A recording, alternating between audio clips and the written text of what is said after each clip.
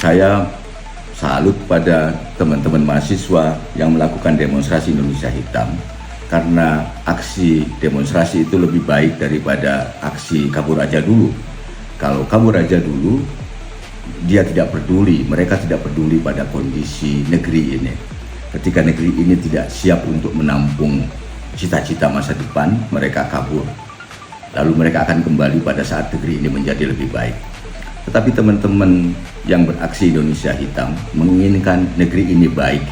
Dia tetap ingin di negeri ini dan ingin memiliki masa depan yang baik di negeri ini, bukan di negeri yang lain. Artinya mahasiswa peduli pada kondisi negeri ini. Tapi kali ini saya ingin memberikan gambaran tentang relasi antara Indonesia Hitam dan efisiensi. Indonesia Hitam secara serampangan bisa kita artikan sebagai kondisi gelap masa depan Indonesia, lalu dilambangkan dengan hitam. Kemudian, apakah efisiensi akan menyebabkan Indonesia menjadi hitam? Itu persoalannya. Saya akan kasih contoh sederhana. Jika saya memiliki gaji misalnya 5 juta per bulan, kemudian ternyata kebutuhan saya 7 juta, ada dua pilihan yang harus saya lakukan. Yang pertama, saya harus mencari tambahan uang, tambahan penghasilan, agar saya bisa mendapatkan 2 juta tambahan, sehingga 7 juta pengeluaran tadi bisa ditambal dengan penghasilan tambahan 5 juta plus 2 juta yang tambahan. Tapi ada yang kedua yang jarang orang pikirkan, yaitu melakukan efisiensi. Saya sebagai kepala keluarga memeriksa ulang berapa bayar listrik. Jika bayar listrik terlalu mahal, saya akan memeriksa listrik digunakan untuk apa saja. Apakah ada listrik yang dipakai berlebihan? Apakah ada hal-hal yang seharusnya lampu dipadamkan tapi tetap hidup dan seterusnya. Sehingga misalnya dengan cara pemeriksaan pengeluaran-pengeluaran yang tidak penting di rumah saya bisa tetap menggunakan 5 juta itu untuk kepentingan bulanan saya tanpa harus mencari tambahan data, tanpa harus mencari tambahan dana. Nah, teman-teman sekalian, jika begitu maka efisiensi sebenarnya bukan sesuatu yang mestinya menyebabkan Indonesia hitam. Ada banyak perilaku pejabat misalnya yang melakukan perjalanan dinas di kampus, di banyak sekolah, di pemerintah daerah, mungkin juga menteri atau DPR yang melakukan perjalanan dinas yang bisa jadi output dan outcome-nya tidak jelas.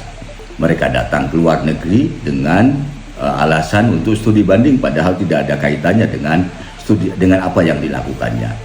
Pada satu wawancara, Pak Mahfud MD misalnya pernah cerita bahwa dia waktu jadi Dewan DPR diajak untuk ke Meksiko untuk studi banding bagi penyusunan regulasi tertentu.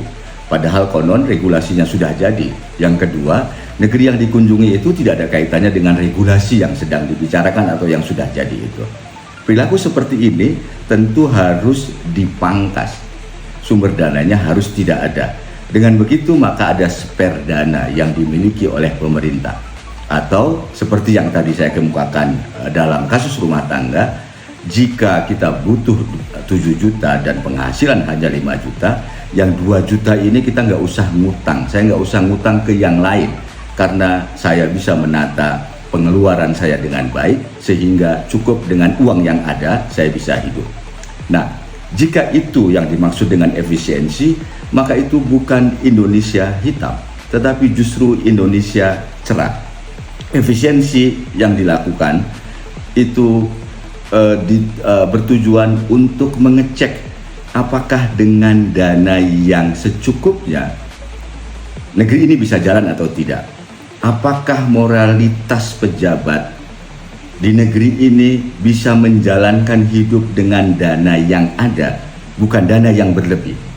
Apakah patriotisme para pejabat bisa terus-menerus menghasilkan inovasi walaupun dananya sedikit. Itu adalah efisiensi. Jika itu yang dimaksud dengan efisiensi, sekali lagi itu bukan Indonesia hitam. Kita harus mendukung efisiensi karena tetapi dengan syarat yang seperti tadi, bukan hal yang lainnya. Selamat terus untuk mencintai negeri ini, dan saya kira efisiensi harus kita dukung. Kita harus melihat kemampuan kita semua bahwa dengan apa adanya kita bisa tetap membuat negeri ini semakin maju. Terima kasih.